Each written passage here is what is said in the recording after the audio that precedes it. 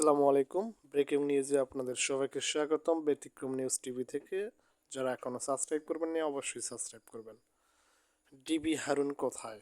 তাকে দেখা গেছে যুক্তরাষ্ট্রে। এই নিয়ে একটি ব্রেকিং নিউজ কালবেলার সংবাদ মাধ্যমে আমরা জানতে পেরেছি এবং বিভিন্ন পত্রিকাও বিভিন্নভাবে এসেছে, তাই আপনাদের বিস্তারিত জানাচ্ছি। ছাত্র জনতার অভ্যুত্থানে শেখ হাসিনা সরকারের পতনের প্রায় 2 মাস হলো। ছাত্র আন্দোলনে গুলি ছুড়তে নির্দেশ দেওয়া ঊর্ধ্বতন পুলিশ কর্মকর্তাদের মধ্যে সবথেকে বেশি আলোচিত ঢাকা মহানগর পুলিশের গোয়েন্দা শাখার ডিবি সাবেক অতিরিক্ত কমিশনার হারুনুর রশিদ। তিনি যুক্তরাষ্ট্রের নিউ ইয়র্কের স্টেটের লং আইল্যান্ডে পালিয়ে গেছেন বলে জানা গেছে। মঙ্গলবার 8ই অক্টোবর একটি সূত্রের বরাত দিয়ে তথ্য জানিয়েছেন দ্য বিজনেস স্ট্যান্ড টিবিএস। সূত্রের বরাত দিয়ে টিবিএসের প্রতিবেদনে বলা হয়েছে, হারুন সেপ্টেম্বরের শেষের দিকে পুলিশ ও প্রশাসনকে ম্যানেজ করে দেশ ছেড়ে চলে গেছেন। 2006 সালের ডিবি লটারি পেয়ে তার স্ত্রী মার্কিন যুক্তরাষ্ট্রের নাগরিকত্ব পান। সেই সূত্রের দ্বারা নিয়মিত যুক্তরাষ্ট্রে যাতায়াত করতেন তিনি এবং তার স্ত্রী পরিবার। মার্কিন যুক্তরাষ্ট্রের ভিসা থাকায় গণ অভ্যুত্থানের পর হারুনুর রশিদ নিউ ইয়র্কের স্টেট লং আইল্যান্ডে পালিয়ে গেছেন বলে খবরে পাওয়া গেছে। প্রতিবেদনে আরও বলা হয়েছে, নিউ ইয়র্কের বাংলাদেশি কমিউনিটির কয়েকজনের সহায়তায় হারুন সেখানে গোপনে অবস্থান করছেন বলে জানিয়েছে একটি বিশেষ সূত্র। সেখানকার একটি ভবনের সম্মেলন কক্ষে হারুনুর রশিদ বসে রয়েছেন এমন একটি ছবি দ্য বিজনেস স্ট্যান্ডের হাতে এসেছে। এর আগে 29শে আগস্ট বৃহস্পতিবার ডিবির সাবেক প্রধান হারুনুর রশিদ উত্তরার একটি বাসায় অবস্থান করছেন এমন এক খবর পেয়ে তল্লাশি চালায় পুলিশ। যদিও সেখানে হারুনুর রশিদকে পাওয়া যায়নি। উত্তরায় 10 নম্বর সেক্টরে 12 নম্বর রোডের 4 নম্বর বাড়িতে এ ঘটনাটি ঘটে। এরপর পুলিশ ও সেনাবাহিনীর সদস্যরা যৌথভাবে অভিযান চালায় বাড়িটিতে।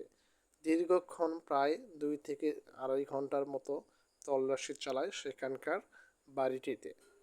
বিভিন্নভাবে তল্লাশির পরও পুলিশ ও সেনাবাহিনীর সদস্যরা গিয়ে বাড়িটিতে অভিযানের পর তাকে খুঁজে পায়নি।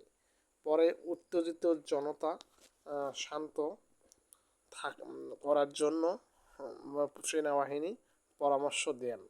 তারা এরপরে ঘটনাস্থল পরিত্যাগ করেন। এর আগে গত 6 আগস্ট হারুনুর রশিদকে আটক করা হওয়ার গুঞ্জন ওঠে, কিন্তু পরের দিন নিজেই আটক হওয়ার খবরটি গুজব বলে জানিয়ে দেন হারুনুর রশিদ ডিবি প্রধান। এরপর থেকে তার আর কোনো খোঁজ পাওয়া যায়নি। তবে আরেকটি খোঁজ পাওয়া যায় যে জনতার হাতে মারপিট অর্থাৎ মার খেয়ে আহত হয়ে তিনি হাসপাতালে চিকিৎসাধীন অবস্থায় রয়েছে। এই বিষয়টি বিভিন্ন সূত্রে গুঞ্জন উঠে বলে আমরা জানতে পারি। তারপর পরবর্তীতে গত 31শে জুলাই ডিএমপিকে দেওয়া এক আদেশে ঢাকা মহানগর গোয়েন্দা পুলিশের ডিবি অতিরিক্ত পুলিশ কমিশনার মোহাম্মদ হারুনুর রশিদকে ডিএমপির অতিরিক্ত ক্রাইম হিসেবে দায়িত্ব দেওয়া হয়। 2022 সালের 13 জুলাই ঢাকা মহানগর গোয়েন্দা পুলিশের প্রধান হিসেবে দায়িত্ব পান হারুনুর রশিদ। তার আগে 2021 সালের মে মাসে যুগ্ম পুলিশ কমিশনার হিসেবে গোয়েন্দা বিভাগে পদায়ন হয় তার।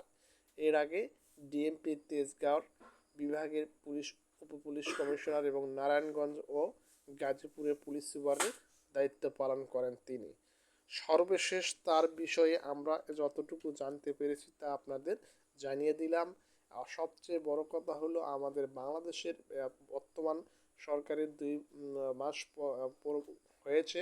এই মুহূর্তে এত কিছু পরিবর্তনের পরও কিভাবে একজন এত বড় উপরস্থ কর্মকর্তা কিভাবে পালিয়ে গেল সে নিয়ে একটা তোলপাড় সৃষ্টি হয়েছে, কিন্তু তা নিয়ে কারো কোনো মাথা ব্যথা নেই। এটি আমাদের কোন স্বাধীনতার কোন বাংলাদেশ চলছে সেটা আমরা দেখতেই পাচ্ছি। যাই হোক, আপনাদের জন্য নিউজ দেওয়া প্রতিনিয়ত আপডেট সকল নিউজ থাকবে।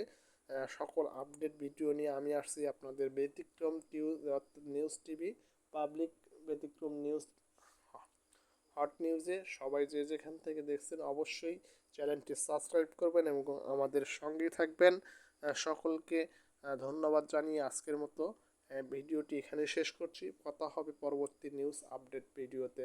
সে পর্যন্ত সকলে ভালো থাকেন এবং যারা যারা এখনও সাবস্ক্রাইব করেননি চ্যানেলটি দ্রুত সাবস্ক্রাইব করুন, আমাদের সঙ্গেই থাকুন।